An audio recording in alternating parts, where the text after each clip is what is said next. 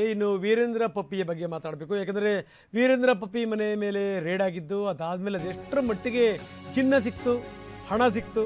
ಇನ್ನು ನಿನ್ನೆ ಅವ್ರ ಲಾಕರ್ಗಳನ್ನು ಓಪನ್ ಮಾಡಿದಂಥ ಸಂದರ್ಭದಲ್ಲಿ 50 ಕೋಟಿ ರೂಪಾಯಿ ಬೆಲೆ ಬಾಳುವಂಥ ಚಿನ್ನ ಸಿಕ್ಕಿದೆ. ಏನು ನಡೀತಾ ಇದೆ ಹಾಗಾದರೆ? ಇದ್ದಕ್ಕಿದ್ದಂಗೆ ಅವ್ರ ಮನೆ ಮೇಲೆ ರೇಡ್ ಯಾಕಾಯಿತು? ಕಾರಣ ಇಲ್ಲಿದೆ. 300 ಕೋಟಿ ರೂಪಾಯಿ ಫಂಡಿಂಗ್ ಮಾಡಲಿಕ್ಕೆ ರೆಡಿ ಇದ್ರಂತೆ ವೀರೇಂದ್ರ ಪಪ್ಪಿ ಕಾಂಗ್ರೆಸ್ಗೆ. ಬಿಹಾರ ಚುನಾವಣೆ ವಿಚಾರ ಸಂಬಂಧಪಟ್ಟಂಗೆ ಬಿಹಾರ ಚುನಾವಣೆಗೆ ಫಂಡ್ ಕೊಡಬೇಕು ಅಂತ 300 ಕೋಟಿ ರೂಪಾಯಿ ಸುಮ್ಮನೆ ಕೊಡ್ತಾ ಇದ್ರಾ? ಇಲ್ಲ, 300 ಕೋಟಿ ರೂಪಾಯಿ ಕೊಡ್ತೀನಿ, ಬಟ್ ಕಂಡೀಷನ್ಸ್ ಅಪ್ಲೈ. ಏನು ಕಂಡೀಷನ್ಸ್? ನನ್ನನ್ನು ಮಂತ್ರಿ ಮಾಡಬೇಕು. ನನ್ನನ್ನು ಮಂತ್ರಿ ಮಾಡಿ ನಾನು 300 ಕೋಟಿ ರೂಪಾಯಿ ಕೊಡ್ತೀನಿ. ಅದಕ್ಕೋಸ್ಕರ ಮಾತುಕತೆ ಆಗಿತ್ತಂತೆ, ಒಪ್ಕೊಂಡಿದ್ರಂತೆ. ಅದಕ್ಕೋಸ್ಕರ ಈ ದುಡ್ಡನ್ನೆಲ್ಲವನ್ನೂ ಕೂಡ ಸಂಗ್ರಹ ಮಾಡಿಡಲಾಗಿತ್ತು. ಈ ಪಾರ್ಟಿ ಚಿನ್ನ, ಈ ಪಾರ್ಟಿ ದುಡ್ಡು, ಇದೆಲ್ಲದೂ ಕೂಡ ಈ ವಿಷಯ ಗೊತ್ತಾಗೇ ಇವರ ಮನೆ ಮೇಲೆ ರೇಡ್ ಆಗಿರೋದು.